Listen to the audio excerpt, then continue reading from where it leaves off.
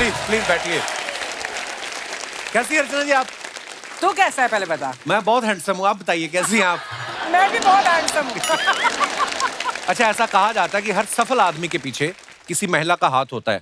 सोचो, जब कोई महिला अपने हाथ से ही पुरुष को सफल बना सकती है, तो अगर वो महिला खुद सफल होने की ठान ले तो उसे कौन रोक सकता है? हाँ बिल्कुल। आज की हमारी जो मेहमान है वो ऐसी ही सफल महिलाएं हैं जिन्होंने अपने अपने रिस्पेक्टिव फील्ड में कामयाबी के झंडे गाड़े हैं। तो सबसे पहले मैं उनको बुलाने जा रहा हूं। आप उनको बाखूबी जानते हैं, ये एक्टर है, एनवायरमेंटलिस्ट हैं, पद्मश्री से सम्मानित किया जा चुका है। Please welcome Raveena Tandon.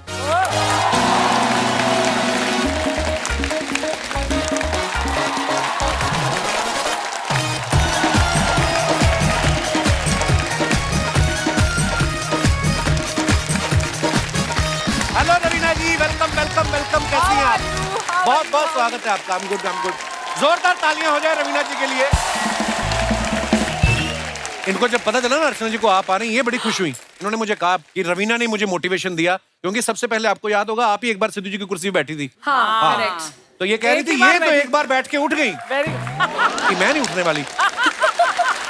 कुर्सी की टेंशन लेनी चाहिए। उस दिन प्रोडक्शन वाले को खामखा पीट दिया आपने। वो बेचारा कपड़ा मार रहा था कुर्सी पे, ऊपर ही जाके बैठ गई उसके। तो कहता मैडम मैं तो कपड़ा मार रहा हूँ, मैं कौन सा मिट्टी डालती हूँ कुर्सी पे।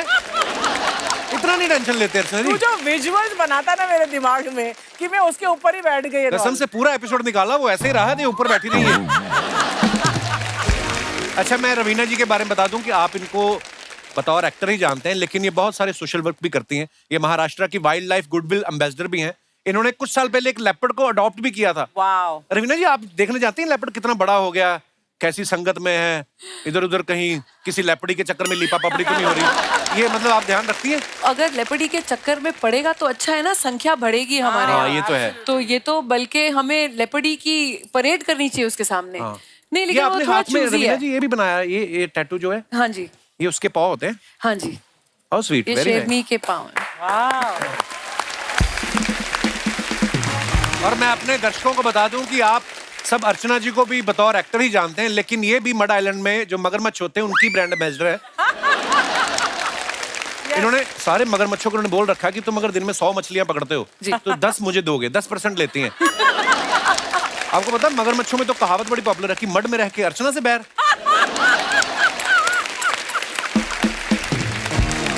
आइए प्लीज विराजमान हो जाइए। जोरदार तालियां रवीना जी के लिए।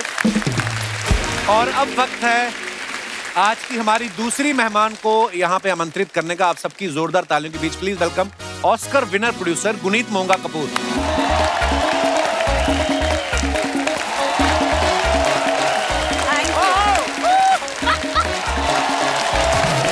Welcome Guneet, welcome welcome welcome welcome welcome.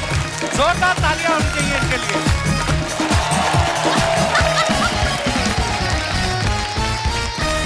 अभी हाल ही में आपने तमाम न्यूज चैनल्स पे देखा होगा कि इन्होंने अभी एलिफेंट विस्पर्स के लिए ऑस्कर जीता है।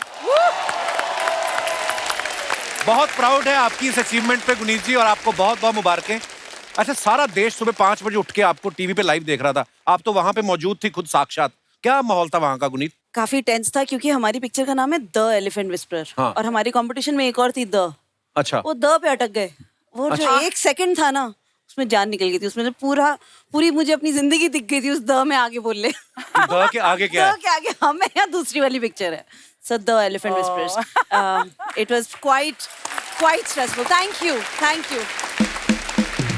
आपकी तो बड़ी बधाइयां बनती हैं। Thank एक you. तो ऑस्कर की बधाइयां, और अभी भी इनकी शादी हुई है अभी 12 दिसंबर को। Guneet congratulation. Thank you. Same marriage anniversary. हाँ, हमारी मैरिज एनिवर्सरी। Thank you. आपका इनविटेशन इतना ब्यूटीफुल था ना। हाँ। तो मेरी उस दिन खुद एनिवर्सरी थी, और वो पंजीरी मैंने सारी खाई, मैंने किसी को दी भी नहीं। हाँ लग रहा है। और दिख रहा ढेर है। सारी मुबारकबाद। हाँ लग रहा है, तो फिर क्या नहीं खाएं? आपको दे दें? तालियां स्पेशल बनती हैं। इन्होंने अपनी कड़ी मेहनत और लगन से ये साबित कर दिया है कि अगर इंसान के इरादे पक्के हों तो वो किसी भी ऊंचाई को छू के द कपिल शर्मा शो में आ सकता है। आइए आपसे।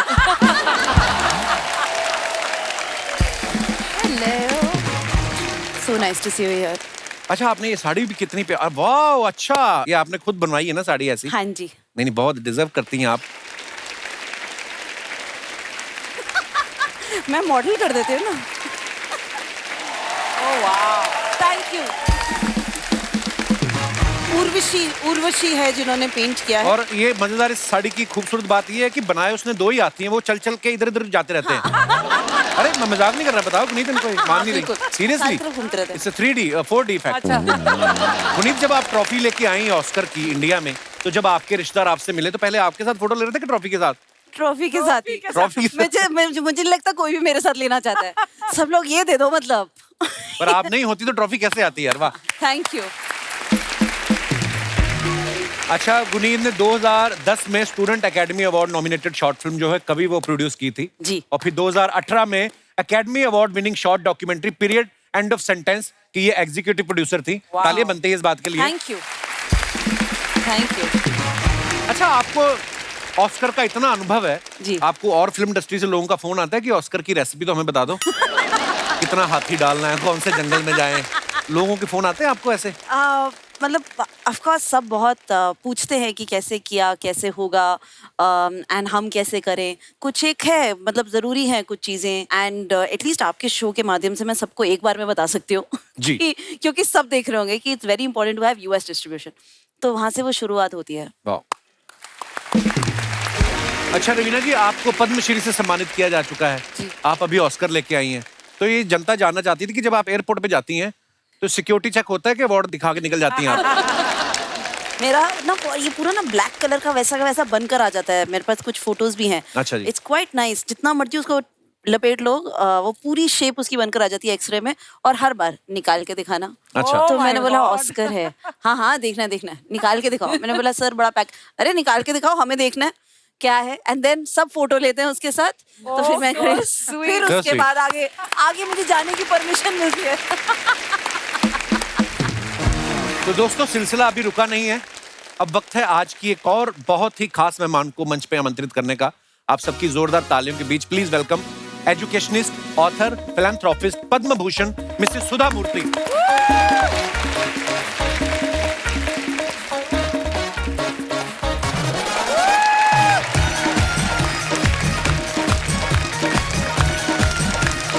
सुधा जी नमस्कार, प्रणाम प्रणाम प्रणाम प्रणाम। आइए।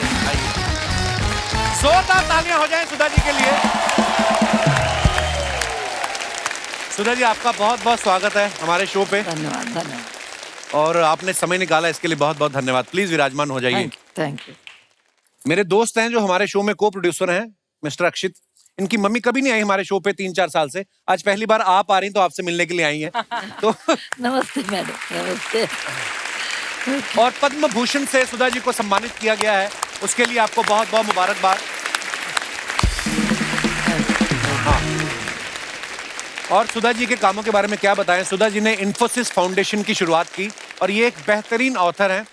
इन्होंने कई सारे अनाथालय जो हैं वो शुरू किए, रूरल डेवलपमेंट में इनका बहुत बड़ा योगदान रहा है। और ये इतनी पावरफुल लेडी हैं कि यूके के प्राइम मिनिस्टर जो हैं वो भी झुक के इनके पैर छूते हैं।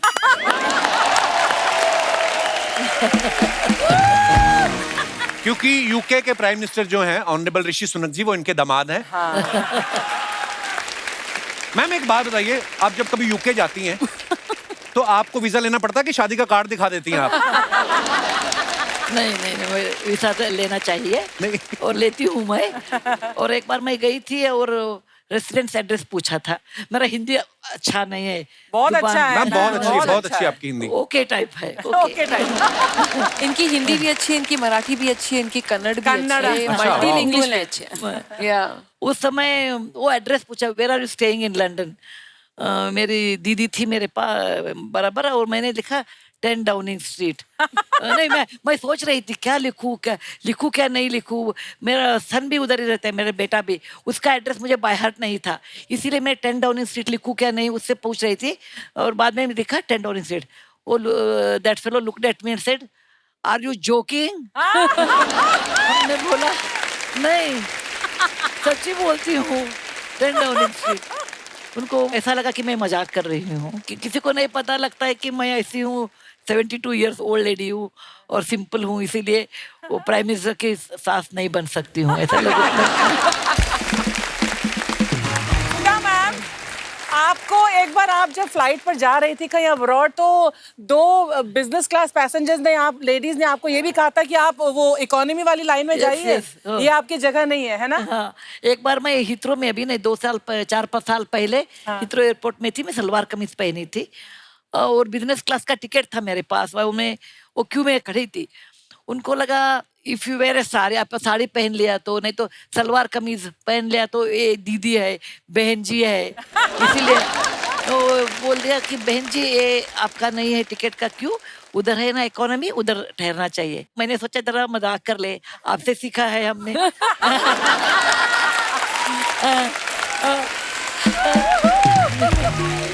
आप तो गुरु है इसमें। अरे इसलिए मैंने बोला नहीं, मैं इधर खड़े रहती हूँ। वो बता दिया कि तुमको मालूम है बिजनेस क्लास टिकट कितना महंगा होता है, कितने एडवांटेजेस है। और दोनों बात करते थे, हमने ऐसे ही चुप रहे। वो बोल दिया है हिंदी में बोलते थे, बाद में बोला इंग्लिश में बोलना शुरू किया। अरे कैटल क्लास लोग हैं, कैटल क्लास, उनको क्या पता है इकोनॉमी के लोगों को बिजनेस क्लास माने। अभी एयर होस्टेस आ जाती है, बाद में वो क्यों चेंज करती है, लेकिन एयर होस्टेस आ गई, वो मुझे अंदर छोड़ दिया। और मैं जाके उनको पूछ लिया, मैंने बोला what is cattle class? Class ऐसा नहीं डिफाइन होता है कि आपके पास पैसे हैं आप क्लास होते हैं। अभी इंडिया को इतना सम्मान लाया है मंजुल भार्गव, ग्रेट मैथमेटिशियन है, वो क्लास लोग होते हैं। मदर थेरेसा क्लास होते हैं। अभी हमारे क्लास लोग होते हैं। और हंसी मजाक में आप क्लास है। और एक्टिव ने हमारा रवीना जी है। क्लास माने आपके काम में श्रद्धा रख के अच्छा काम करते हैं ना, वो क्लास लोग होते हैं, पैसे में नहीं है। इकोनॉमी क्लास माने कम क्लास ऐसा नहीं। मैम यहाँ पे ना अभी क्योंकि आपके इतने सारे चाहने वाले जो आपको एडमायर करते हैं, मैं आपको खाली एक इन्फॉर्मेशन देना चाहता हूँ। यहाँ पे अगर कोई एक लेडी आके आपसे मिले कि मुझे आपके साथ फोटो खिंचानी है, तो मैं आपको धीरे से बता दूंगा वो कौन है। वो थोड़ा सा ध्यान रखिएगा, क्योंकि आपके साथ फोटो खिंचवा के ना वो आगे यूके भेज सकती हैं प्राइम मिनिस्टर साहब को। भेजने दो। तो वो हो सकता है वो ये भी बोल दें कि ऋषि बेटा मैं तुम्हारी मौसी सास हूँ और मैं शादी में नहीं आ पाई थी क्योंकि सुधा दीदी से मेरी थोड़ी अनबन हो गई थी, लेकिन तुम्हारे प्राइम मिनिस्टर बनते ही सारे शिकवे दूर हो गए। अब मेरा लंदन में 5 रात और 6 दिन का स्टे कर, ऐसी भी है हमारे यहाँ पे। Ma'am, he is hinting at me. No. 10 Downing street में रहने जाते हो। आप इसकी किसी भी बात का प्लीज मतलब डोंट बिलीव हिम। नहीं, हंसी मजाक तो चाहिए, नहीं तो लाइफ रुक्ष हो जाता है। हाँ बिल्कुल। देखिए आप, पता ही आप सबको कि सुधा मैम के जो हस्बैंड है श्री नारायण मूर्ति जी, वो इन्फोसिस के फाउंडर हैं। और कहते हैं ना कि जैसे मैंने भी बात की कि सफल आदमी के पीछे एक औरत का हाथ होता है, लेकिन सुधा मैम जी के बारे में हमने सुना है कि इनके हाथ के साथ साथ इनके हाथ में 10,000 रुपया भी था जो आपने शायद मूर्ति सर को लोन दिया था। Is it true ma'am? सच है। मूर्ति साहब इन्फोसिस 1981 में शुरू किया। अच्छा जी। और हमारे पास पैसे नहीं थे, हम बम्बई में थे। हम रेंटेड हाउस में रहते थे बांद्रा में। और एक दिन वो आके बताया कि मैं एक सॉफ्टवेयर कंपनी शुरू करते हैं मेरे साथी के साथ। हमने बताया कि पैसे किधर है, और we came from a middle class family, पैसे नहीं थे। Then he explain to me कि India requires a software revolution, ऐसे भाषण दिए वो। बाद में हमने बोला ओके, मैं क्या करना चाहिए, next 3 years I will not earn any money, तुम काम करना और पैसे लाना घर को, और जरा मुझे पैसे देना भी शुरू करने के लिए सपोर्ट करना। तो मेरे पास बिना मूर्ति के नॉलेज से मैंने अंदर एक ओल्टिन डब्बा में 10,250 रखी थी। Amazing amazing. मैं ये सभा में बोलती हूँ, सब लेडीज को ये बोलती हूँ, हस्बैंड के ज्ञान के बिना please save money and keep it. I think Sudha ma'am 99.9% Indian women जरूर करती हैं ये। बहुत अच्छा है, ये बहुत अच्छा है। वो 10,000 दिया, उसमें 10,250 था, ओनली 10,000 में हमने दिया, 250 इमरजेंसी के लिए रखा था। But I am the best investor in India. वो 10,000 रुपए क्या दिया है, अभी मैंने बिलियन मिला है। तो उसके बाद उन्होंने आपका उधार चुकाया कि बाकी पतियों की तरह कहते सब तुम्हारा ही है सुधा? नहीं, ऐसा वो किया तो भी हम आंसर देते हैं ना। मैं कुलकर्णी हूँ, बस शादी के पहले मैं पहले खुलकर खुल नहीं कर थी। दिया है। हम अकाउंट बहुत अच्छे रखते हैं, हमारा डीएन में है। हाँ। तो हमने बताया नहीं, वो हमारा पैसा अलग, सब हमारा नहीं है, आपका भी रहने दो, लेकिन मेरा 10,000 का वो अलग है। सुधा मैम, ऐसा होता है ना जिसके पास पैसा नहीं है वो कमाने की सोचता रहता है, जिसके पास होता है वो डबल करने की सोचता रहता है। आपको मैंने देखा, आप हमेशा, आपके चेहरे पे की मुस्कुराहट रहती है। खुश रहने का राज क्या है मैम? सीरियस नोट में बोलती हूँ, मैं कभी गरीब लोगों को देखती हूँ, असहाय लोगों को देखती हूँ, मुझे लगता है कि मेरा एक कर्तव्य है उनके पास, मैं कुछ करना चाहिए, वही मेरा मोटिवेशन है। Right. मेरा मोटिवेशन, मैं कभी भी हेल्पलेस लोगों को देखती हूँ, और when I see the difficult situation, मुझे लगता है मन में मेरा कर्तव्य है उनके लिए, वही मेरा मोटिवेशन है। मैं एक डॉक्टर की लड़की हूँ, मिडिल क्लास फैमिली से आई थी मैं, और हमारे घर में सिर्फ किताबें थे, और भगवान ने मुझे, मैं नारायण मूर्ति को शादी किया, उस समय वो अनएम्प्लॉयड थे। अच्छा जी। ओके, मेरे पिताजी ने पूछा, अरे अनएम्प्लॉयड को शादी कर रही है, वो लोगों ने मुझे पूछ लिया, तो मैं क्या बताऊँ, लड़का क्या करता है? सुधा के हस्बैंड बोलो, हमने ऐसे बताया। और नारायण मूर्ति ने इतने सफल उद्यमी हो गए, ये भगवान का दुआ है हमारे पास। क्यों भगवान मुझे ऐसा किया? क्योंकि मैं गरीब लोगों को मदद करने के लिए पैसा दिया है, उसमें मेरा क्या बात। कर्तव्य है।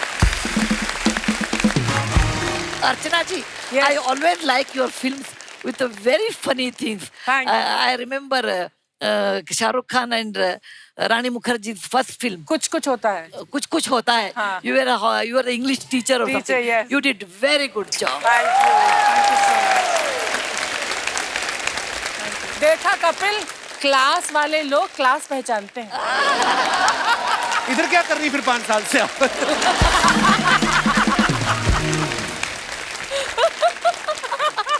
ये मुझे पता, आप दिल से प्यार करती मुझे। दिल से बिल्कुल। पता है लड़की हो जाने मैंने पनीर लगा के रखी थी, आए बड़े उसके पास लगा के, मैंने पहले बोला था रिजल्ट का। दामाद जी समझा लो अपनी बीवी को, आज इसने मुझे एटीएम में से पैसे नहीं निकालने दिए। तो आप कार्ड से निकाला करो ना, स्क्रू ड्राइवर से क्यों निकालती हो आप? ये मेरी दूर की पत्नी है मैम, कजन वाइफ। मैं क्लियर कर देती हूँ, बेटर तो वो है, ये तो सिर्फ हाफ है। मम्मी तुम कौन सा 8 फीट लंबी हो, हाँ? जैसा पेड़ वैसा फल। ऐसा है अरे ऐसा है, पेड़ तो ये स्ट्रॉबेरी का था, लेकिन इसके डैडी जी अच्छे माली ना निकले। ये देख, वरना आज मेरी बेटी रवीना टंडन जैसी होती। सुधा जी, ये माफ कीजिएगा, ये एक्चुअली मेरी सासू माँ है। हाँ। मेरी दूर जब शादी की। हुई थी ना, तो विदाई के वक्त गाड़ी को धक्का देखते देते ये और मेरे ससुर जी डिग्गी में बैठ के आ गए, तब से ये गए नहीं वापिस ही नहीं जा रहे हैं तब से ये। क्या दामाद जी, सास ससुर का ऐसे नहीं कहना चाहिए। सोचे दामाद जी, सास ससुर का आशीर्वाद हो तो दामाद प्राइम मिनिस्टर तक बन जाता है। क्यों सुधा जी? है कि नहीं? लेकिन सास शुड भी सिंपल होना चाहिए ना। आपको पता है ये हरकतें कैसी करती हैं? उस दिन मेरे लैपटॉप में ना ब्रेड में आलू डाल के लैपटॉप में रख दिया है, कहती सैंडविच मेकर काम क्यों नहीं कर रहा है? लैपटॉप बोलते हैं उसको। अरे दामाद जी, भूल गए। क्या? जवाब दो अभी, जवाब दो। अरे जवाब तो दे रही थी मैं। अरे कहने को तो मेरे पास बहुत कुछ है दामाद जी, हाँ, लेकिन मैं जवाब दूंगी नहीं, क्योंकि आप मुझसे भी बड़ी औरत हो, आपने और 4 बातें सोच के रखी होंगी। ये है कि नहीं? मेरे भूल गई। बात कर रही है।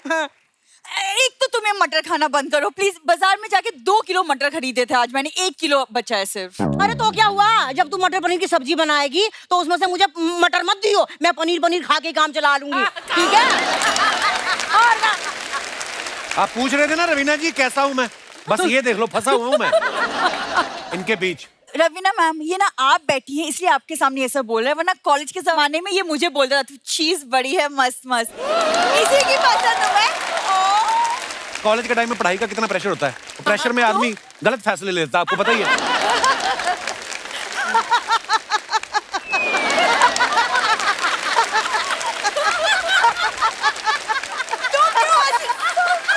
तुम क्यों हंस रही क्या गले में? नहीं नहीं नहीं नहीं दामाद जी, मैं ये कह रही हूँ कि दामाद जी ने एकदम सच कहा है, और सच मैंने सुना है कड़वा होता है, और यहाँ तो सच बड़ा फनी है। देखो हुआ क्या रवीना जी, जब दामाद जी से देखने आए ना घर में, तो मैंने दामाद जी के सामने चाय के साथ रख दिया इतना बड़ा समोसा कि दामाद जी जो है समोसा ही देखते रहे, कितना अजीब है, कितना अजीब है, और हमारी बिंदु अजीब पे उसका नजर ही ना जाए। आपको पता है जब इन्होंने इतना बड़ा समोसा ला के रखा ना, तो बगल में ये भी बैठी हुई थी। पहले मुझे लगा ये भी समोसा ही है, और फिर जब ये बोलना शुरू की तब मुझे पता चला ये इंसान है।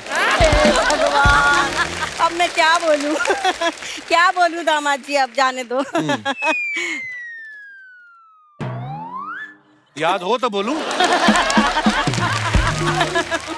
सुधा जी देख रही हैं आप, एक आपके दामाद जी है ऋषि सुनक जी, हाँ, एक मेरे दामाद हैं किसी की ना सुनक जी, हाँ? है कि नहीं? बस अपनी अपनी बोलक जी। अरे दामाद जी बहुत बोल लिए, आज मेरे आइडल्स आए हैं, मुझे इंटरव्यू ले लेने दो। इंटरव्यू की स्पेलिंग आती है आपको? स्पेलिंग तो मुझे चिल्ड्रन की भी नहीं आती, फिर भी 9 बच्चे हुए हैं कि नहीं? ऐसी बात कर रहे हैं, देखो। अरे सॉरी, ये सब करने आई हो तुम यहाँ? लोग बिंदु, मैं एक इंडिपेंडेंट वुमन हूँ, मैं अपनी मर्जी से कहीं भी आ जा सकती हूँ। तो अपनी मर्जी से आप अपने घर क्यों नहीं चले जाती फिर? अरे ऐसे कैसे अपनी मर्जी से घर चली जाऊँ दामाद जी, हर महीने रेंट देती हूँ। किसे रेंट देते हो आप? अच्छा बिंदु, तूने बताया नहीं है? अरे हर महीने 5 तारीख से पहले रेंट लेती है ये मुझसे। अपने माँ बाप से रेंट लेती हो तुम बिंदु? नहीं लेना चाहिए ना दामाद बिल्कुल जी। नहीं लेना चाहिए, माँ बाप से रेंट कौन लेता है? बस हो गया, रिकॉर्ड हो गया, बस यही बुलवाना था आपसे। ठीक है कि नहीं? अब खबरदार जो किसी ने मुझे इस घर से जाने को कहा। अच्छा अब मैं अंदर जाके मटर पनीर बनाती हूँ। अच्छा सुधा जी प्रणाम, सादर प्रणाम, सादर प्रणाम। मटर पनीर की सब्जी बना रही हूँ, बूढ़ी साथ में खा के जाइएगा।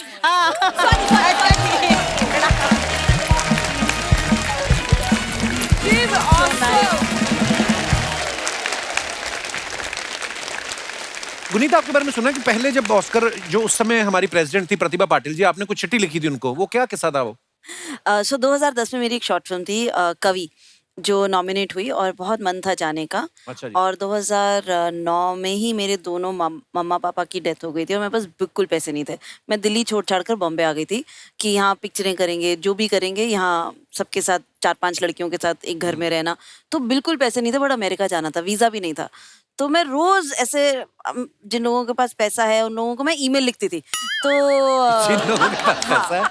और वो भी मतलब ऐसे रिचर्ड ब्रांसन, ऐसे रतन टाटा, मतलब ऐसे ऐसे मैंने ईमेल्स लिखी हैं, उनके ईए, उनके पीआर को ढूंढ ढूंढ के रोज ईमेल लिखती थी। तो और एक बार ये वैसे एयरलाइंस को ईमेल लिखती थी कि कहीं से कुछ मिल जाए, कहीं से कुछ साधन मिले। तो बड़ा एक दिन फ्रस्ट्रेट होकर मैंने ऑनरेबल मिसेस प्रतिभा पाटिल जी को चिट्ठी लिख दी, वहां से जवाब आ गया कि भाई बता दो तुम्हें क्या चाहिए, मतलब क्या करना चाहते।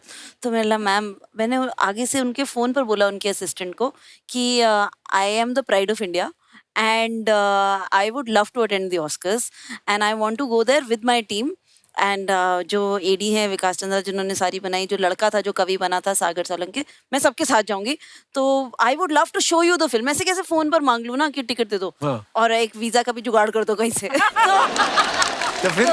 उन्होंने बोला कि ठीक है, तो हम एक राष्ट्रपति भवन में ऑर्गेनाइज करते हैं। तो मैंने हाँ वैसे तो राष्ट्रपति भवन भी कभी नहीं देखा, तो इसी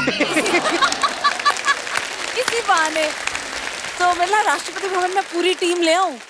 अमेरिका तो हम तीन लोग ही जा पाएंगे, हम 24 लोग हैं, पूरा क्रू ले आऊं।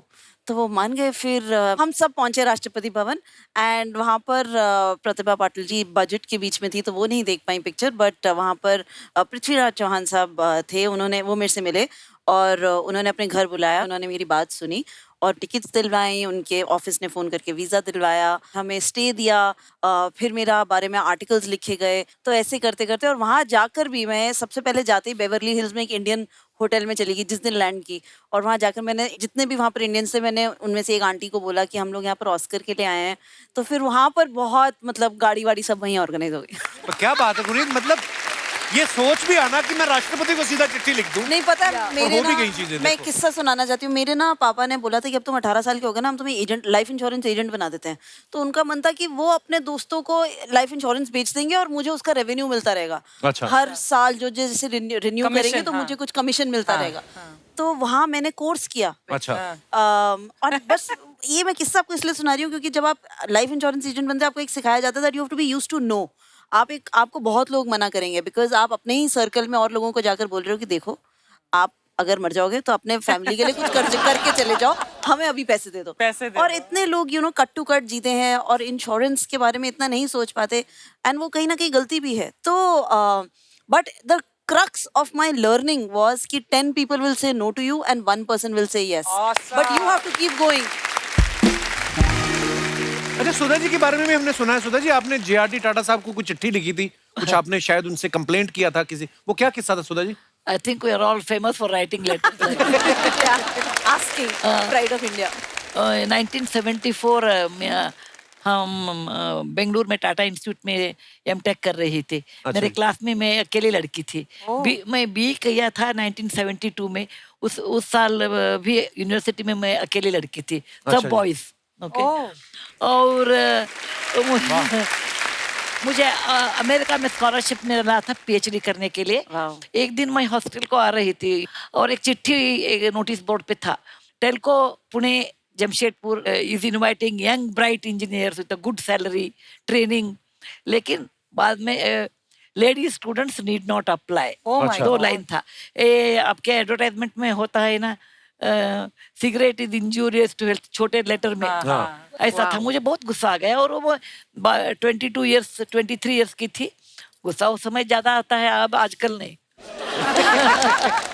और पढ़ने के बाद मैं हॉस्टल गई और एक पोस्ट कार्ड लिया और उस पर ऊपर लिखा sir JRD Tata, because JRD Tata हमारे इंस्टीट्यूट को एवरी ईयर आते थे टाटा का बर्थडे मनाने के लिए 15 मार्च को। अच्छा। मैं बहुत दूर से उनको देखती थी। हम तो स्टूडेंट्स थे और मिडिल क्लास फैमिली बैकग्राउंड था, ऐसे बड़े बड़े लोगों को नजदीक जाके बोलने का हिम्मत नहीं था। और वो बहुत हैंडसम थे। बहुत ग्रीक स्टैचू ऐसे होते थे। और मैं आके चिट्ठी उनको लिखा कि sir mister JRD Tata, when country was not independent that time your group started chemicals, locomotive and iron and steel industry and you are always ahead of time. And समाज में महिला और पुरुष दोनों 50-50% होते हैं और महिला को आप चांस नहीं दिया तो you are cutting the services of woman, that means your country will not progress. And I am कभी महिलाओं को एजुकेशन नहीं है, कभी उनको जॉब को अपॉर्चुनिटी नहीं है, तो ऐसा कंट्री और ऐसा समाज कभी ऊपर नहीं आता है। और ये मिस्टेक है आपका कंपनी का। ऐसे हम लिख दिया और उनका एड्रेस मुझे मालूम नहीं था। हम हुबली के हैं, इंटरनेट नहीं उन दिनों में। हमने ऐसा सोचा कौन नहीं लिखा है lady students need not apply, Telco company ना। ओके, JRD टाटा टेल्को बॉम्बे, इतना ही मैं एड्रेस लिखा के पोस्ट कार्ड पोस्ट किया। हमने ऐसा ही लिख दिया। JRD टाटा तो अनभिषिक्त सम्राट थे ना, उनको पोस्ट कार्ड मिला। वो पढ़ने के बाद उनको गुस्सा आ गया। वो बुलाया, एक लड़की पूछ रही है ये न्याय नहीं है और ये अन्याय है, ये बराबर है, उसको एक चांस देना चाहिए। वो अच्छा किया तो देखेंगे, अच्छा नहीं किया तो हम ना पास फेल करेंगे। उस समय मैं लेडीज हॉस्टल में थी। उस समय लेडीज हॉस्टल में टेलीफोन नहीं होता था, क्योंकि बॉयज से हम फोन करते हैं। वो सोचते थे बिना टेलीफोन भी पत्र लिख सकते हैं ना। एनीवे, हमें टेलीग्राम आ गया, please attend Telco's final interview at Pune at our expense, first class train ticket. Pune और बेंगलुरु में प्लेन नहीं था उस दिन में। ये 1974 साल है, कितने 50 साल हो गया ना। और मेरे सहेली थे, वो सब PhD करते थे, सब मुझे बता दिया चले आप जाइए, पुणे में साड़ी बहुत सस्ता मिलता है, 30 रुपए को साड़ी मिलता है। हम सब 30 रुपए दिए और एक साड़ी मुफ्त में आपको देते हैं हम, चले जाइए। हम पुणे आ गए, इंटरव्यू अटेंड किया और मैं technically I was very very good, so I could reply all the technical question. अच्छा। Then I asked them, why are you not taking women? They said, beta, please understand, you may be very good engineer, लेकिन हमारा plant, एक plant है जमशेदपुर में है और एक plant है पुणे में है। अभी तक एक लड़की भी हमारा शॉप फ्लोर में नहीं है। वो शिफ्ट में काम होता है, सुबह 6, दोपहर में 2 बजे, और वो मर्दों के साथ काम करना होता है और आप अकेले होते हैं। इसीलिए हम बोलते हैं आप R&D नहीं तो PhD में आप बराबर काम कर सकते हैं। हमने बताया, मेरे नाना जी इतिहास के टीचर थे, he told for 10,000 steps journey there's always one step to start. Yes. इसीलिए हमने बोला आप ऐसे बोलते थे, ये जग में कभी भी लड़कियां काम नहीं कर सकते हैं, आगे नहीं कर सकते हैं, क्योंकि one or other day they have to come and you should start that. Then I got the job. Wow, I got क्या the बात job. बाद में हम हमारे घर लौट गए. I was very friendly with my father. I told my father, देखो हमने एक पत्र लिखा है, पोस्ट कार्ड, ऐसा जॉब मिला. हमारे पिताजी ने हमको पूछा कि आप जॉब लेते हैं क्या? हमने बताया नहीं, हम नहीं लेते, मैं अमेरिका जा रही हूँ PhD करने के लिए. और पिताजी ने पूछा then why did you write a letter? हमने ऐसे उनको दिखाने के लिए, ladies will not keep quiet, लड़कियां भी होशियार है, ये दिखाने के लिए हमने लिखा है. Thank you. लेकिन मेरे पिताजी ने बोला ये गलत है, ये गलत है. When you open the cupboard and you ask for equality, you must take up the job. Otherwise, you should not talk. बहुत अच्छा एक सलाह दिया हमारे पिताजी ने कि you should walk the talk in your life. What you talk, you should walk. What you walk, you should talk. अभी आप मुझे देखते हैं, आपको क्या, मैं कभी भी झूठ नहीं बोलती हूँ. छोटा झूठ बोलती हूँ, अभी खाना खा के आई, ऐसा बोल सकते हैं, लेकिन झूठ नहीं बोलती हूँ.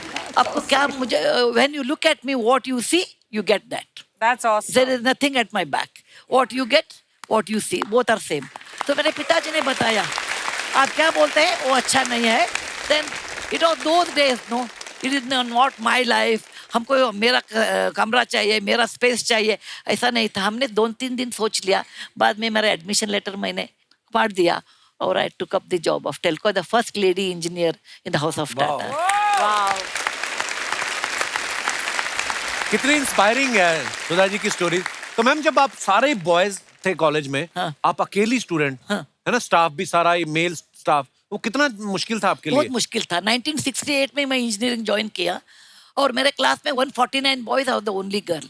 In the university there was 599 boys are the only girl. Oh my God. And there was no toilet because हमारे कॉलेज में ऐसा ये सोच दिया, लेडीज नहीं आते, लेडीज टॉयलेट किसके लिए चाहिए, वेस्ट हो जाता है. Then? और हमने ज्वाइन किया. ज्वाइन के बाद वो उनको लगा अरे 2-3 महीने रहती है, बाद में छोड़ के जाती है, इसीलिए टॉयलेट नहीं बनाया.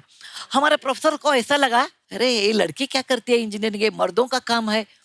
और उस जमाने में 1968 सालों में ऐसा हिंदी फिल्म चलता था हमारे इंडिया में, 100 साल पहले मुझे तुमसे प्यार था, आज भी है कल भी रहेगा, ऐसा सॉन्ग. नहीं तो तू ही मेरी देवता, ऐसा सॉन्ग. हाँ. नहीं तो मांग के साथ तुम्हारा मांग लिया संसार, ऐसे गाने प्रचलित थे. और प्रिंसिपल साहब ने मेरे पिताजी को बताया, देखिए हमारा 3 शर्त है. नंबर 1, तुम्हारी लड़की साड़ी पहनना चाहिए. मैं 16 साल 17 साल की थी, साड़ी पहनना चाहिए, क्योंकि उस जमाने में that is the only dress for a woman, no other dress. दूसरा है, she should not go to canteen because boys will be there, she should not eat in canteen. Canteen खराब था वो अलग है.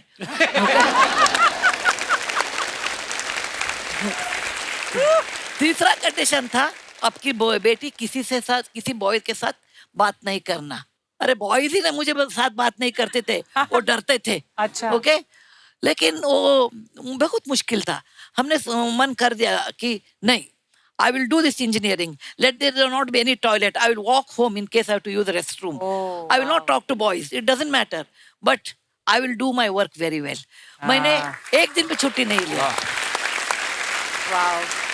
और मेरे पिताजी को इतना मुश्किल हुआ, लोग बोलते थे डॉक्टर साहब आपके भेजा में क्या है, आपको 3 लड़कियां हैं, एक लड़की को एक टीनेज में है, उनको मालूम ये ऊपर खाली होता है. अभी वो इंजीनियरिंग करती, बोलती है आप नहीं डालना उसको, इंजीनियरिंग नहीं कर सीखना, अवकाश नहीं देना उनको, क्योंकि वो लड़की इंजीनियर हुआ तो कौन शादी करेगा उसको. अरे उनको मालूम नहीं था, तुंगभद्रा रिवर के उस पार हमारे साजन थे. आप कितने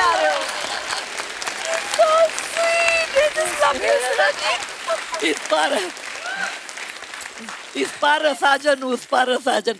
तो इसीलिए किसके मन में नहीं था, हमारे सब पिताजी के सब लोग गाली देते थे, लड़की इंजीनियर होती है, असंभव, ऐसा संस्कृत में बोलते हैं ना, असंभव, असाध्य, परंपरा नहीं है ऐसा कुछ। लेकिन मैंने किया, पहले सेमेस्टर में मुझे फर्स्ट रैंक मिला, वाह। बाद में मुझे लगा क्या बात है। अरे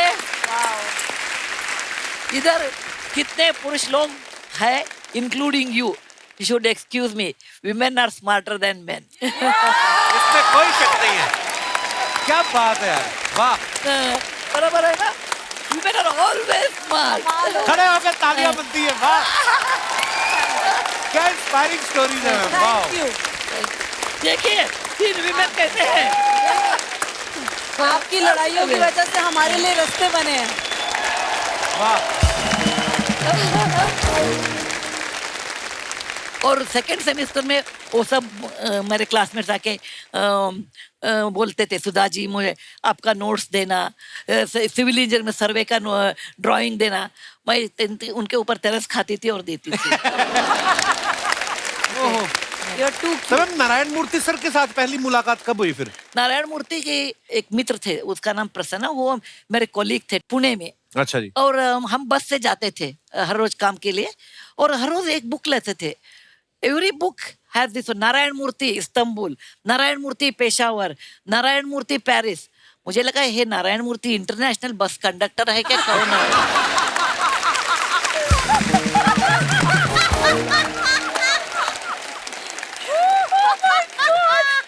ऐसा लगता है क्या नहीं, हर रोज इनका डेस्टिनेशन अलग है। उन्हें हमने पूछा ये नारायण मूर्ति कौन है, वो बता दिया मेरा दोस्त है, वो पेरिस में 3 साल थे, अभी हिच हाइकिंग करके इंडिया आ गए, Paris to Pune, he took almost 6 months hitch hiking. और वो बता दिया वो भी कन्नड़ा बोलते हैं हमारे जैसे। अच्छा जी। और एक बार मिलने को चाहते हैं। मुझे लगा एकदम फिल्म हीरो के जैसे हैंडसम और बोल्ड, नारायण मूर्ति डैशिंग, इंटरनेशनल बस कंडक्टर आते हैं। When he open the door, मुझे लगा ये कौन है आदमी, छोटा बच्चा।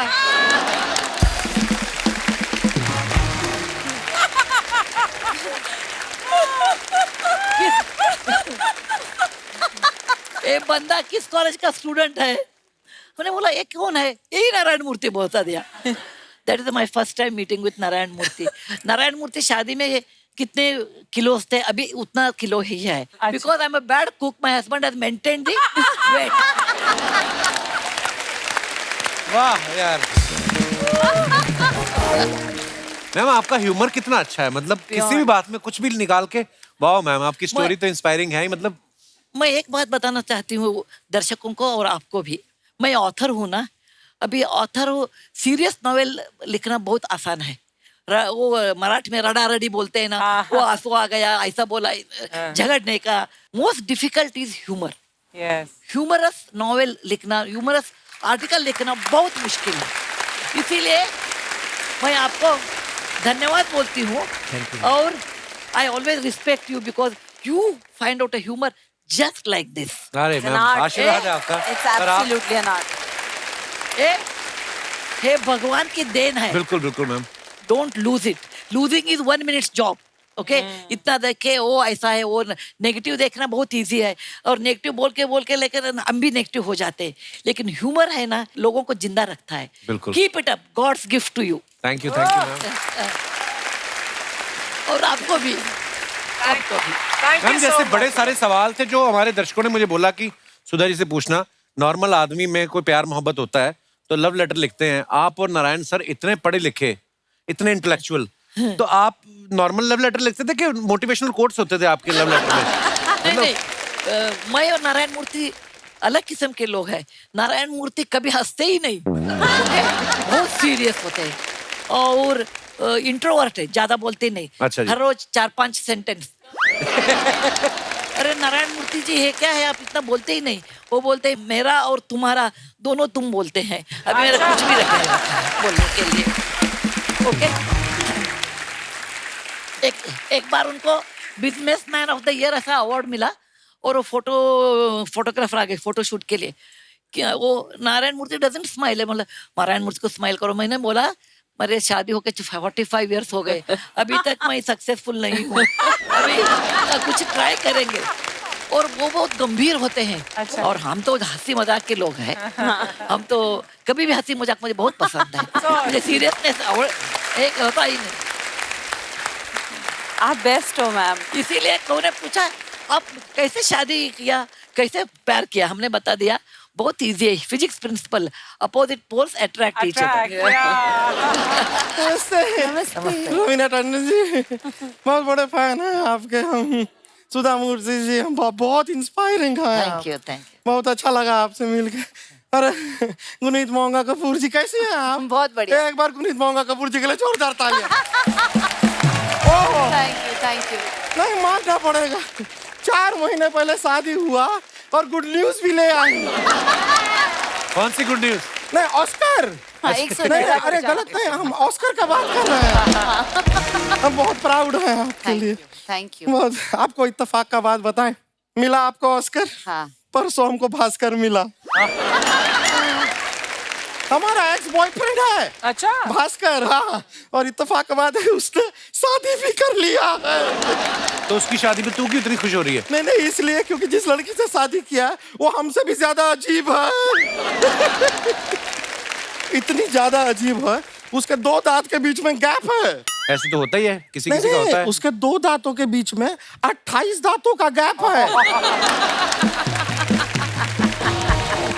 पोपली हमने देखा था परसों अपने पति के साथ बैठ के बर्गर चूस रही थी क्योंकि खा तो सकती है।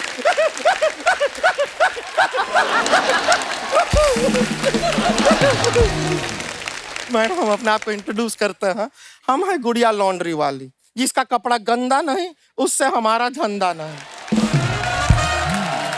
अब जैसे आपको ऑस्कर मिला ना, वैसे सेम हमें भी कपड़ा धोने में ऑस्कर मिला। कपड़े धोने में कौन ऑस्कर देता है? नहीं हम ऐसे राजा मौली जी का कपड़ा धो रहे थे, उसमें हमको उनका ऑस्कर मिला। वैसे मिला। अच्छा, वो कपड़ा धोते धोते ऑस्कर मिला। पर हम हैं ईमानदार इंसान, हमने रखा ना, हमने लौटा दिया, उनको वापस दिया हमने। लेकिन उसके बाद आपके वो रॉकी भाई है ना, रॉकी भाई वो KGF वाले, उनका हम कपड़ा धो रहे थे, उनके कपड़े में से 2000 रुपए का नोट मिला। वो भी लौटा दिया? नहीं वो नहीं लौटा। क्यों? ऑस्कर के ऊपर ऐसे राजा मौली जी का नाम लिखा था, इसके लिए हमको लौटाना पड़ा। अब 2000 रुपए के नोट पे गांधी जी का फोटो था। गांधी जी तो सबके हैं ना।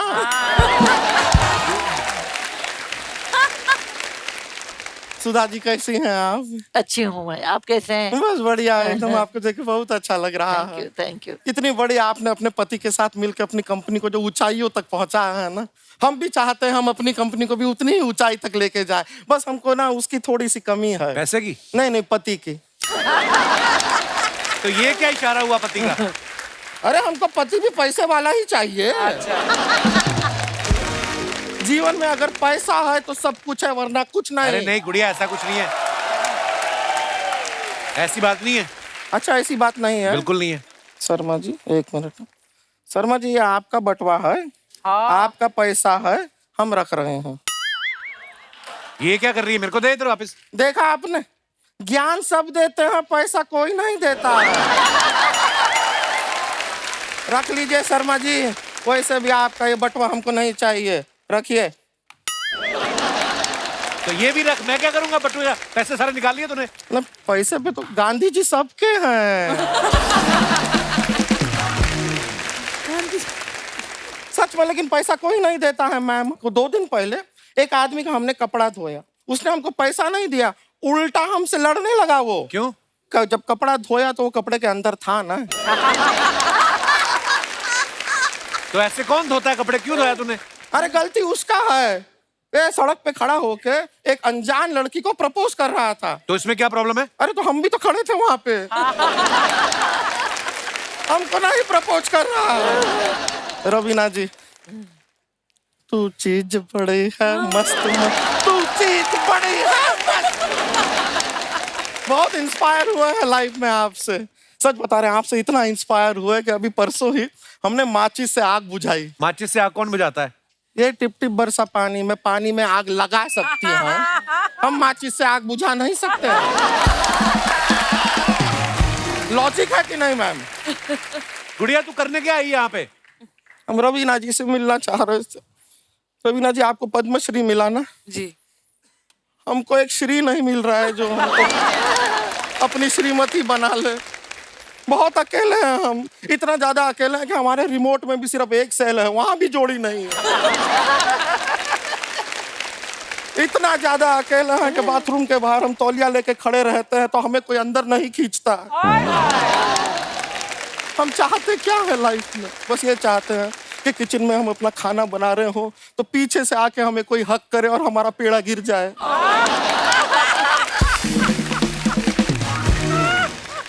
खैर कोई बात नहीं, लेकिन शर्मा जी, मैम, हमको पूरा यकीन है एक दिन ना हमारे सपनों का राजकुमार घोड़े पे बैठ के आएगा और हमें घोड़े पे बैठा के साथ में ले जाएगा। राजकुमार तो तैयार है, घोड़ा नहीं मान रहा तुझे बिठाने को।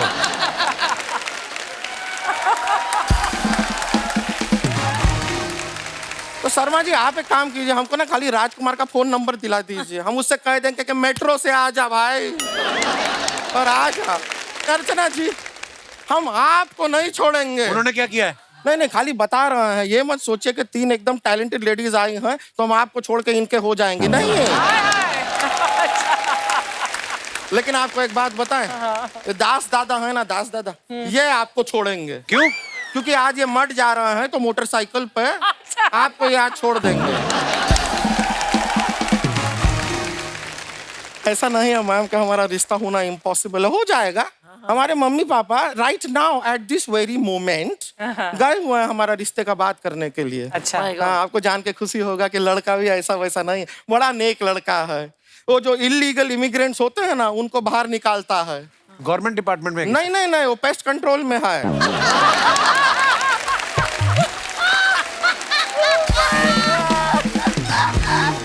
मैम, वो इलीगली चूहा और कॉकरोच नहीं घुस जाता है घर के अंदर, उनको वो बाहर निकालता है।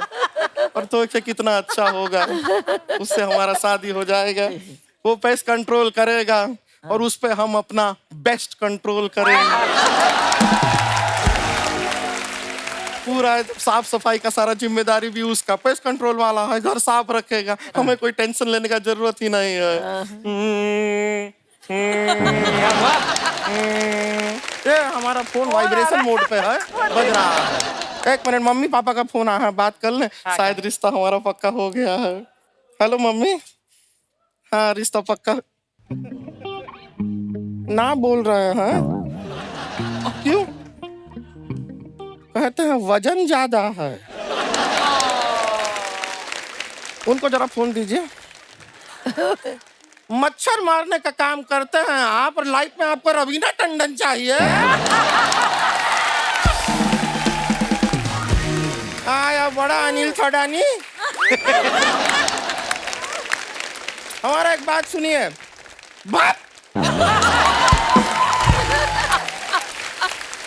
शादी कैंसिल हो गया है हमारा। कोई बात नहीं, इतना देख के सबको कितना दुख हो रहा है। कर लो फिर। नेक्स्ट टाइम यहाँ पे एक स्वयंवर रखेंगे। चलिए चलते हैं, आपसे मुलाकात हुआ, बाय।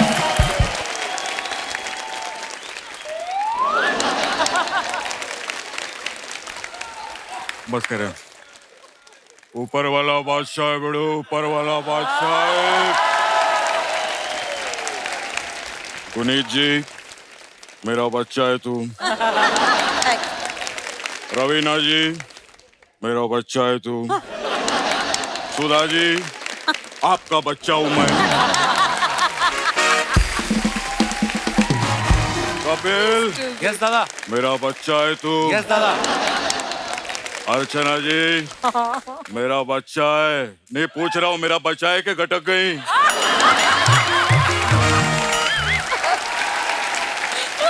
खैर बिड़ो लोग, मेरे लिए ताली मत बजाओ बिड़ो, इन लोग के लिए बजाओ, इन्होंने ऐसे ऐसे काम किए ले बिड़ो, हिंदुस्तान का नाम रोशन किया। जोरदार ताली हो जाए। Behind every successful man there is a woman.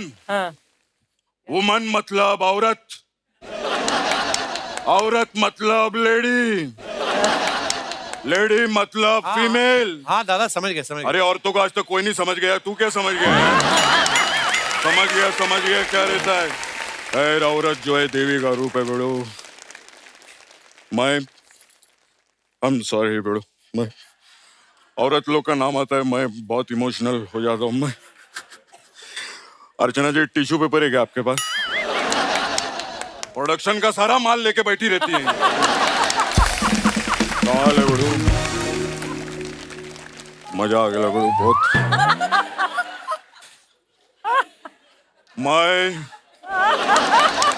Guneet जी आपको बता नहीं सकता, मैं औरत का मेरी लाइफ में बहुत महत्व है। जी मैंने 20 साल 25 साल काम किया इंडस्ट्री में। मैं आज एक दो बातें बताना चाहता हूं जो लोगों को पता ही नहीं है। हाँ मेरे को जिसने पैदा किया वो एक औरत थी। कितनी बड़ी बात है आंटी। आप सॉरी मैं आपको आंटी बुला सकता हूँ? नहीं just आंटी बुला, आपको मैम बुलाऊं मैं? कुछ भी बोल। चलो ना, आपका ना मेरा आंटी मैम। जबकि एक और चीज गुनीत जी मैं बताऊं जी। आपको, किसी को नहीं मालूम, क्या मैंने जिससे शादी किया वो भी एक औरत है। कितनी बड़ी बात है। दादा सब औरत से ही शादी करते हैं। नहीं, रवीना जी ने मर्द से किया, पूछो। और जहां तक मेरा ख्याल है आंटी, अर्चना जी ने भी मर्द से ही शादी किया होगा। मैं आपको बताऊं, मेरे को जो राखी बांधती थी वो भी एक औरत ही थी। और रवीना जी आप पिछले एपिसोड में आते ना तो ये भी औरत ही थी।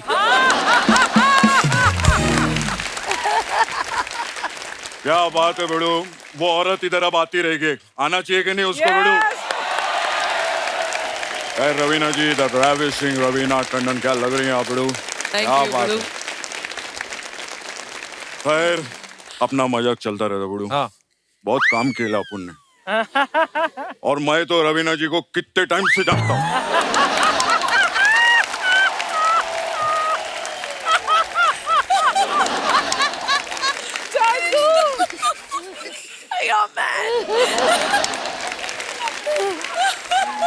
मैं बिड़ो रवीना जी को तब से जानता हूँ बिड़ो, मैं पहला पिक्चर देखा था इनका, फूल के पत्थर। अरे दादा पत्थर के फूल। हाँ तो क्या हुआ, पत्थर फूल इधर उधर हो गया तो हीरोइन तो यही थी ना यार, क्या बात करता है बिड़ो। खैर आज मेरे को इतनी खुशी हुई है।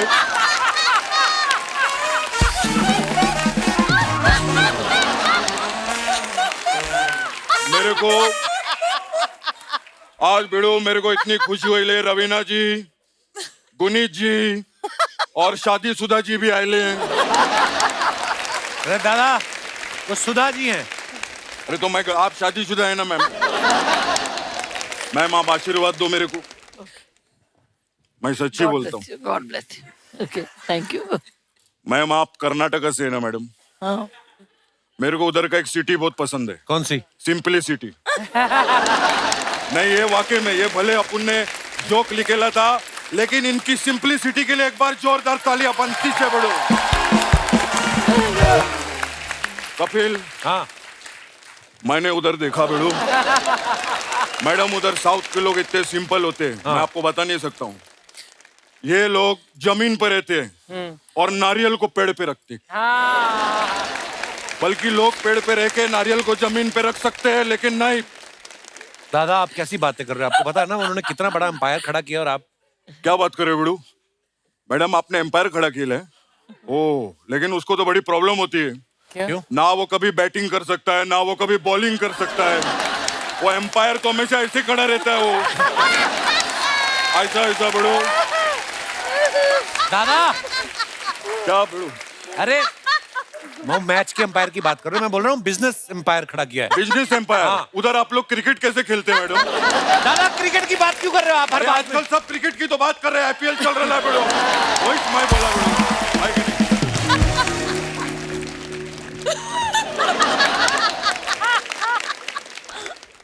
गुनीत मोंगा कपूर जी के लिए जोरदार तालियां हो जाए बेड़ो। Thank you. मैम जी मैं आपको एक बात बताऊं, जी ये जो कपूर खानदान है फिल्म लाइन वाला, कजन। हाँ जी, हाँ उससे मेरा बहुत पुराना नाता है। अच्छा क्या कैसे? जब मेरे घर पे पानी नहीं आता था ना, हाँ मैं उन लोग के घर पे जाके नहाता था। समझा नहीं मैंने क्या बोला? मेरा उधर बहुत पुराना नहाता है, मैं उधर बहुत पहले से नहाता है। दादा इस बार झाड़ नहीं लेके आए, आप बोल रहे थे झाड़ लेके आते थे हर बार। अरे नहीं, झाड़ नहीं लगाने का बेड़ो। अरे क्या बात कर रहे हैं? नहीं नहीं, पहले मैं बोलता था झाड़ नहीं लगाने का। पर क्यों? क्योंकि मेरी वजह से इंडिया का पॉपुलेशन नंबर 1 पे पहुंच चुका है। कैसे? अरे मैं झाड़ लगा के निकल जाता था, फिर झाड़ की आड़ में ताड़ फाड़ करके पॉपुलेशन बढ़ गया बड़ो। बड़ो नहीं। खैर मैडम, क्या बात है, मैडम को ऑस्कर मिला बड़ो, जोरदार तालियां हो जाए।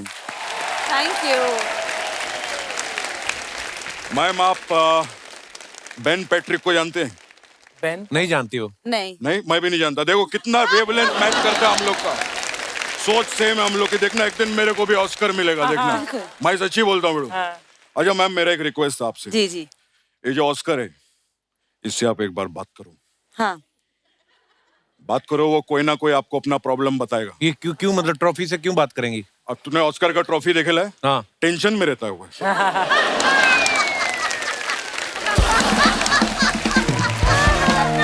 वो टेंशन में रहता है बेड़ो, अंग्रेजों ने कुछ ना कुछ बोलेला उसको।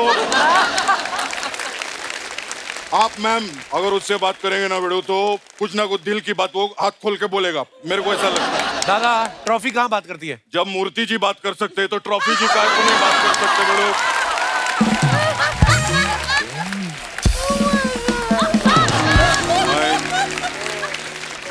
आंटी मैम, आंटी मैम, मैं अपना लाइफ में बहुत स्ट्रगल किया मैम।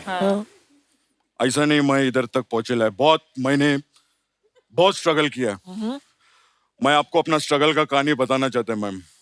मैं पहली बार जब मुंबई में आया मैम, मेरे पास कुछ कपड़ा विपड़ा ज्यादा था नहीं, माँ ने कुछ गहने दिए थे। मैं ऐसा रोड पे सो रहा था, एक ही लेडी ने मेरा मदद किया। कौन? ये अर्चना। अर्चना। ये मेरे पास आई, इन्होंने मेरे को खाना खिलाया। मैं जैसे सुबह उठा, मेरे कपड़े और माँ के गहने गायब।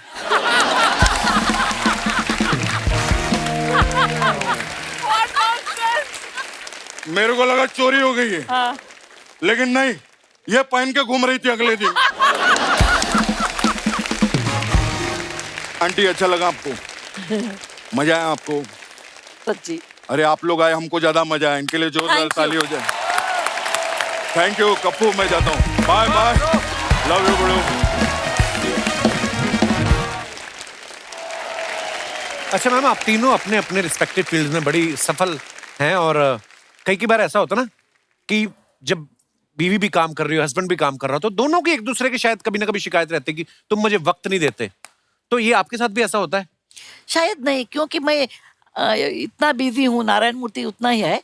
लेकिन एक बात बताना मैं चाहती हूँ, behind every successful woman there is an understanding man. You know, मैं एक बात कहना चाहूंगी। मैम ने कहा कि हम तीनों जो अकम्प्लिश सक्सेसफुल विमेन आज तीनों आपके साथ, and specially Guneet ji is also so full of spunk. तो जब इन्होंने कहा कि behind every successful woman there is an understanding husband, मैं उसी समय यही सोच रही थी कि ऑल थ्री ऑफ अस जब हमने अपने लाइफ के बारे में बात की है, we always mentioned our fathers, but I always say that behind every successful and courageous brave daughter is a besotted father. क्या बात? Correct. And Archie, you know, I just lost my dad recently. And उसके बाद first actually February में पापा का देहांत हुआ, और February के end में ही मुझे मेरा first award जो Dada Saheb Phalke international film festival award मिला। उसके बाद लगातार हर महीना मैं कहीं ना कहीं गई हूँ एक अवार्ड कलेक्ट करने के लिए। And I always said पापा will always be there with me. और मैं ये बात बोलना चाहूंगी कि ऑलवेज, अभी भी डिजाइनर ने कहा ma'am this watch does not go with your sari और does not go with your dress. I said but these hands will be papa's hands when they receive the award because he made me what I am. So even during the Padma Shri, you must have seen this. This is always there with me whenever I do something special because I know papa's always there with me. Very nice. बिल्कुल, वो हमेशा आपके आसपास। Good. Very nice. Sudha ji, आपने life में इतना कुछ achieve किया है, इतनी किताबें आपने लिखी हैं, फिल्में कभी देखी हैं आपने? फिल्मों में किसकी फैन रही हैं आप? बहुत फिल्म देखती हूँ, बहुत। मेरी भी फिल्म अच्छा जी। हाँ बहुत। एक बार पुणे में मैं थी, उस समय कोई बैठ लिया, अरे हर रोज एक सिनेमा देख सकती है क्या? हमने बताया उसमें क्या है, देखती हूँ। चलो बैठ, 365 डेज में 365 मूवी देखा। अरे वाह। एंड आपको यकीन नहीं होगा, इनको फिल्म ट्रिविया भी याद है। अच्छा। पहली दफे जब मैं इनको मिली, इन्होंने कहा मुझे मालूम है तुम्हारा नाम रवीना क्यों है। हाँ? तो इनको फिल्म ट्रिविया भी बहुत अच्छी तरह इनको सब याद रहता है। हमने बताया रवीना टंडन का नाम is Ravi Tandon and Veena Tandon, that becomes Raveena. Okay, It's amazing. I read this when she was born. Can you imagine? So see how it's that आपका माइंड तो कंप्यूटर से भी ज्यादा चलता है। It's amazing. Touch wood, touch wood. बहुत साल नारायण मूर्ति के साथ रहने से कंप्यूटर भी आ जाता है ऐसा। ये भी कंप्यूटर हो जाते हैं। और मैं कभी यंग थी उस समय, मेरा हीरो दिलीप कुमार साहब थे। क्या बात है। उनका लाजवाब है।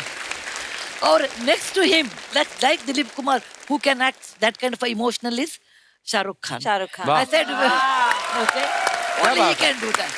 Because when I saw Veer Zara, I told my daughter, Akshata, if Dilip Kumar would have been young, he would have done Veer Zara.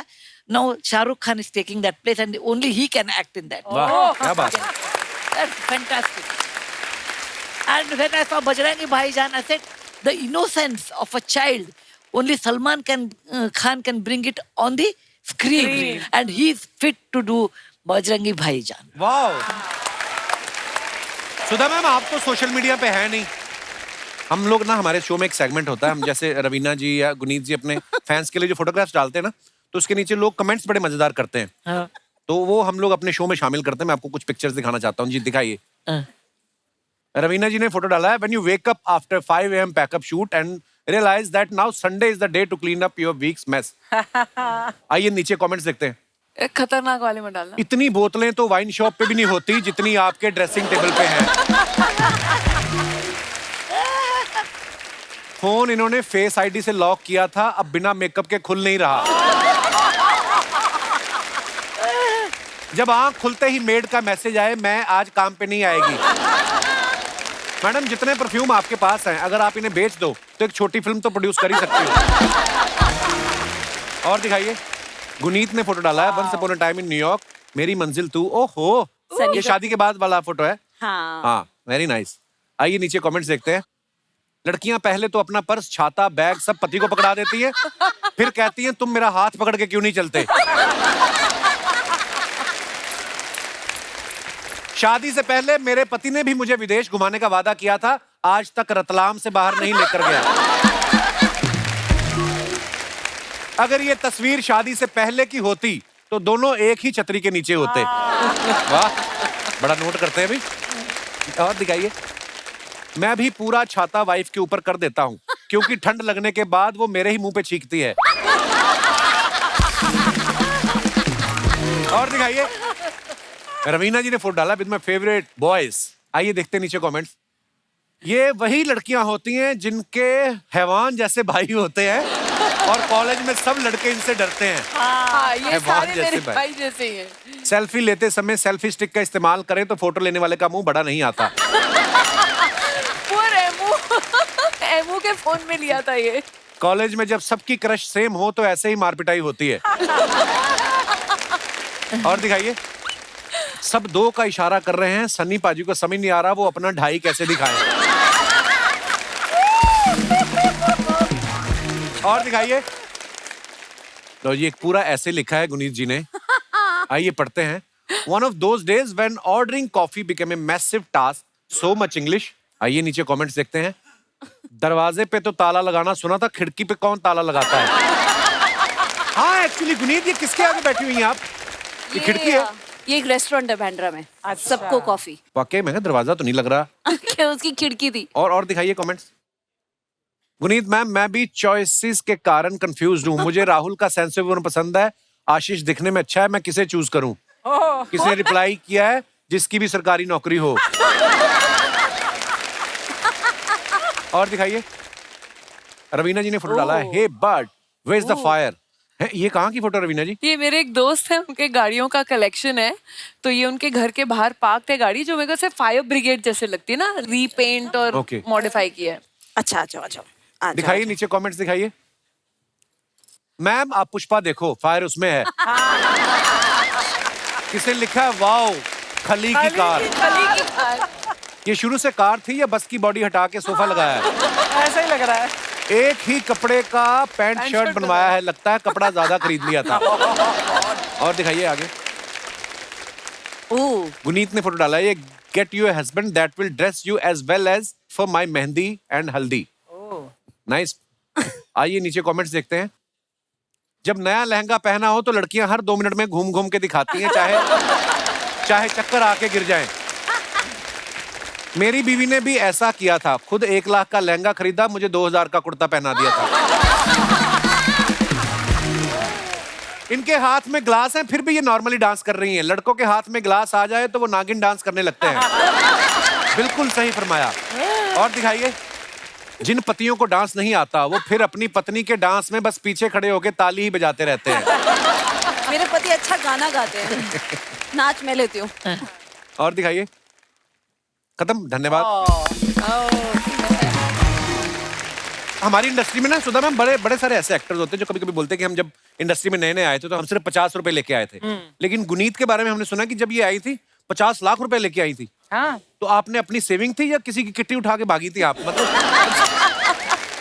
मेरे ना नेबर थे, मैं बहुत ही मिडिल क्लास फैमिली से आती हूँ। हम लोग रेंट पे रहते थे और एक्चुअली नीचे वाले जो घर थे उन्होंने अपना घर खरीदा हुआ था। अच्छा। तो उन्होंने कहा कि हमें एक स्टूडियो खोलना है जहाँ हम बच्चों की फोटोएं खींचेंगे, और अच्छा। तूने मास कम्युनिकेशन पढ़ा तो तू चला ले। मिलो हो, ये तो बड़ा बुरा आइडिया है। तो मिला आप कितने पैसे खर्चना चाहते हो अपने स्टूडियो में?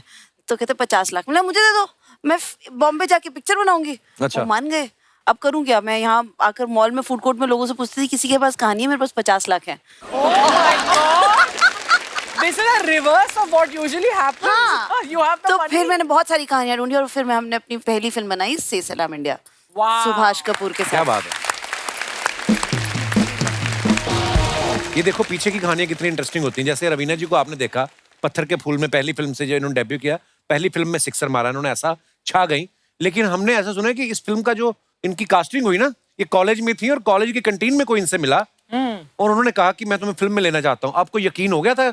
ये क्या किस्सा है रवीना जी, सही है ये बात? हाँ ये सही है, लेकिन कॉलेज की कैंटीन में नहीं था। अच्छा। तो विवेक वासवानी अभी भी वही कहानी सबको सुनाते हैं। कहते हैं कि जब मैं बैठा हुआ था और अनंत के साथ डिसाइड कर रहा था कि कौन सी हीरोइन किसको साइन किया जाए, सलमान की सेकंड फिल्म थी आपने मैंने प्यार किया, तो एक बहुत बड़ी जिम्मेदारी थी उनके कंधों पर। तो अनंत ने मुझे देखा और विवेक को बोला, विवेक मेरी किरण वहां बैठी है। तो विवेक ने कहा कौन कौन? तो देखा तो मैं अपने दोस्तों के साथ बैठी थी और विवेक आए मेरे पास। तो आनंद ने कहा विवेक तू जाके उनसे बात कर। बोला मरवाएगा, मार खाएगा, सब लड़कियां सैंडल उठा के पीटेंगी, मैं जाके पूछूंगा तुम्हारा नाम क्या है, नंबर दो। तो एनीवे विवेक ने थोड़ा बहुत अपना हिम्मत जुटाकर वो आए मेरे पास। तो उन्होंने मुझे कहा कि excuse me you know can I know your name? So पहले तो मैंने पूछा वाई? तो बोले no you know. I said anyway Vivek relax, मैं राजीव की बहन हूँ। तो फिर उन्होंने कहा my god you're Ravi ji is daughter. I said yeah. तो फिर ऐसे कांटेक्ट हुआ। तो वो लिटरली जैसे लिखा होता है और then you can escape it वाली बात है। तो 5 दिन बाद I was facing the camera exactly 5 days later. इसलिए यू नो कपिल एक्चुअली ये बहुत बड़ी बात है क्योंकि आई थिंक उस टाइम पे हम लोग इवॉल्व हुए एज एक्टर्स। आजकल जो नया जनरेशन है एक्टर्स का वो पूरे ट्रेन पूरे ग्रूमिंग के साथ आते हैं। जो हमने स्ट्रगल कर करके अपनी 25वीं फिल्म में परफॉर्मेंस दी होगी, उन लोग आज अपनी 5वीं फिल्म में परफॉर्मेंस दे रहे हैं। We took time to evolve, ये सीखा। Terrible performances when you look back at it, अरे बाप रे। और मेरे वो प्लीज वो फोटो दिखाना नहीं, वो ऐसे मतलब अंदाज अपना अपना में ऐसे घुंघराले पर्म वाले बाल। मैंने कहा है मैं क्या सोच रही थी, मैंने क्या क्यों बनाए वैसे बाल। तो यू नो ये सब चीजें बाद में सोचते हैं कि यार इम्प्रूव करना चाहिए। किसी को लगता है कि यार अपनी पुरानी फोटो देखो ना, कोई भी देखे, चाहे कोई लड़का कोई लड़की, कोई भी तो अपनी अभी पुरानी की फोटो देख के यही बोलते होगे नहीं? No, don't make up. अगर ऐसी बेइज्जती करके ये सब मिलना है तो एक दो और करो। Then तो Kapil, you owe me a million kisses. तू हर सैटरडे संडे कितने सालों से मेरी बेइज्जती करता है ऐसे? मैं प्यार करता हूँ आपको। तीनों से मेरा ही सवाल है मैम, आपको अपनी पहली सैलरी याद है? हाँ, आपकी क्या थी पहली सैलरी? 500 रुपीज। अच्छा। हाँ, एक ऐड था। अच्छा। एंड जब भी हम लोग सुबह स्कूल के लिए उठते थे तो मम्मी ऑलवेज रेडियो ऑन करती थी, तो हम बड़े हुए लिटरली जब तैयार होते थे स्कूल के लिए वो गाने चलते रहते थे, सब 70s 80s के गाने। तो मैंने सोचा था, वो मम्मी का टेप रिकॉर्डर थोड़ा पुराना हो गया था, तो जो 500 रुपए मिले वो जाके मैंने उनके लिए एक सिंगल कैसेट प्लेयर और रेडियो खरीदा था, my first earnings. Sudha ma'am, आपकी पहली सैलरी कितनी थी? In 1974, अच्छा। 1,500. 1,500। Actually, my father was a professor and he was a doctor. हमचे पिताजी का सैलरी 500 था, 600 था। अच्छा। मेरा 1,500। नारायण मूर्ति का 1,000 था। अच्छा। ओके, तो उस जमाने में very high salary, I started तो वेरी हाई। और गुनीत, आपकी पहली सैलरी? 50 लाख के साथ आई थी यार। वो ये तो तुम चलो क्या किसी से लिया था ना। मैंने बहुत कुछ किया। कभी मैं डीजे बन गई थी, फिर एक अनाउंसर बन गई थी, फिर मैंने सड़कों पर चीज बेची। तो मुझे अलग अलग ऐसे जगहों पर मिला, कभी कहीं 10,000, कहीं ऐसे। मैं डीजे भी करती थी और लेडीज डीजे का ज्यादा पैसा मिलता था। अच्छा। तो ऐसे 400 रुपए पर आवर का चीज भी बेचती थी सड़कों पर टेंट लगाकर। लेकिन फिल्म प्रोडक्शन में मैंने पैन अनिल के साथ वैली ऑफ फ्लावर्स में थी, तो उसमें 5,000 रुपये महीना था। तो इंटर्नशिप, मेरा फर्स्ट इंटर्नशिप। कपिल, तेरी पहली सैलरी क्या थी? मेरी 500 रुपए थी। हाँ, मैं पार्ट टाइम पीसीओ नहीं होते थे उस समय, आजकल तो नहीं होते। वो ये टेलीफोन बूथ, उस पे मैं काम करता था। तो मैंने पैसे जोड़ के, आप बिलीव नहीं करेंगे, मैंने म्यूजिक सिस्टम ही लिया था। तो वो कैसेट वाला आता था ना, कैसेट प्लेयर। तो मेरे को शौक था, तो मेरे को था कि मैं डैडी को नहीं बोलना, खुद ही लेता हूँ। तो मैंने पहली बार वो खरीदा था। और भी 1-2 चीजें की थी, मम्मी को याद है। तो दोस्तों, आज जो 3 हस्तियां हमारे साथ बैठी हैं, ये आज बड़ा खास एपिसोड है, क्योंकि आज मदर्स डे भी है। मैं आप सबके विचार जानना चाहूंगा। कई बार क्या होता है, हमारी जिंदगी में 2 माएं होती हैं, एक आपकी माँ, दूसरी आपके बच्चों की माँ, यानी आपकी पत्नी। कभी कभी आदमी इन दोनों माओं के बीच फंस जाता है। उस समय उसको क्या करना चाहिए, किस तरीके से हैंडल करना चाहिए? आप अपने अपने विचार जो हैं, जो ज्ञान है, वो आप बांट सकते हैं। सबसे पहले कौन हाथ खड़ा कर रहा है? जी भाई साहब, माइक दे दीजिए इनको। Hello Kapil sir. Hello everyone. मेरी वाइफ को है ना, मम्मी से पहले कुछ भी काम करना रहता है। तो एक बार ऐसा हुआ कि जैसे मैं ट्रेन में हम जा रहे थे, तो पहले मेरी वाइफ ने बोला आप मुझे चढ़ाओ, तो उसको चढ़ाया, सामान चढ़ाया, तो मम्मी रह गई पीछे। तब भी बहुत मम्मी गुस्सा हुई थी। और एक बार ऐसा हुआ था कि आप पहले मम्मी को चढ़ाया करो, बीवी को तो कोई ना कोई चढ़ा ही देगा।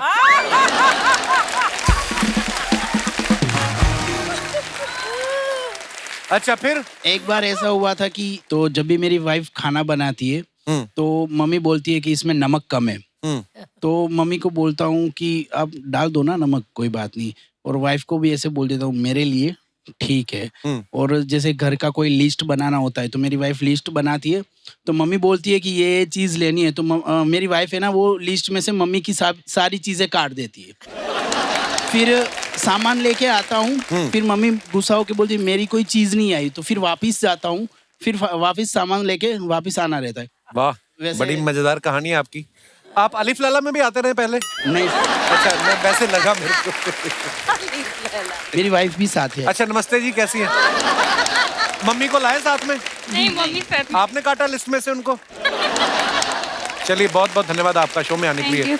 और कोई हमारे दोस्त जिनको अपने, जी भाई साहब, माइक दे दीजिए उनको। जी सर। हेलो एवरीवन, मैं एलपी श्रीवास, मोटरमैन हूँ सर, लोकल ट्रेन चलाता हूँ वेस्टर्न रेलवे में। अच्छा जी, बहुत बहुत स्वागत है आपका। अच्छा सर, क्या है, जब शादी हुई हमारी भी, तो मैनेज करने का एक रास्ता निकाला सबसे पहले। क्या? कि ससुराल वाले कितने भी नालायक हों, लेकिन वाइफ के सामने उनकी बुराई मत करो। अगर वाइफ बुराई कर रही तब भी उसमें सहमति नहीं दे, चुप रहना है। अगर वो बोल रही है मेरे भाई ने कुछ किया तो चुप रहना। इतना बढ़िया मैनेज किया। इसके बाद मम्मी और सिस्टर कितना ही अच्छा खाना बनाती हो, वाइफ के सामने उसकी बड़ाई नहीं करना। अच्छा, बिल्कुल भी नहीं कि मेरी मम्मी इतना अच्छा बना लेती, मेरी सिस्टर इतना बना लेती है। वाइफ कितना ही खराब बना रही हो, चाहे दाल पतली हो, सब्जी खराब हो, बोले अरे वेरी टेस्टी यार डार्लिंग, कितना अच्छा बनाती हो आप। अच्छा, अगर कोई ससुराल से आ रहा हो तो मम्मी का क्रेजी टाइप की ओल्ड तो वो नाराज हो जाएंगी, सोफे पे बैठ गए, ऊधम कर रहे। तो क्या किया, मम्मी को जैसे ही पता चला ससुराल से बच्चे लोग आ रहे हैं, मम्मी को मामा के छोड़ देने का। बढ़िया मैनेज हो रहा है सर, 28 साल हो गए, बड़ी शांति से जिंदगी निकल रही है। और ड्यूटी से कभी लेट होना, जैसे 8 बजे फ्री हो रहा तो बोल देना कि मेरी 10 बजे ड्यूटी फिनिश हो रही, तो वो फोन भी नहीं करती है। Thank you very much sir. आप तो मम्मी को मामा के घर छोड़ देते हो, आपके पास ट्रेन है, हम कहाँ जाएं? पर चलिए, बहुत बहुत धन्यवाद, आपने झूठ बोलना सिखाया हमें। National day. एक बार जोरदार तालियां हो जाए रवीना जी, सुधा जी और गुनीत जी के लिए। आइए ma'am please. Raveena ma'am, Sudha ji, Guneet जी, बहुत बहुत धन्यवाद, आप हमारे शो पे आए। Thank you. और आपसे बहुत बार मुलाकात हुई है, गुनीत जी से मुलाकात होती रहती है, आपसे आज पहली बार मुलाकात हुई है। और इतने मजेदार किस्से और क्या ह्यूमर है आपका। मैम आपके लिए कुछ लाई हैं। Thank you ma'am ji, please.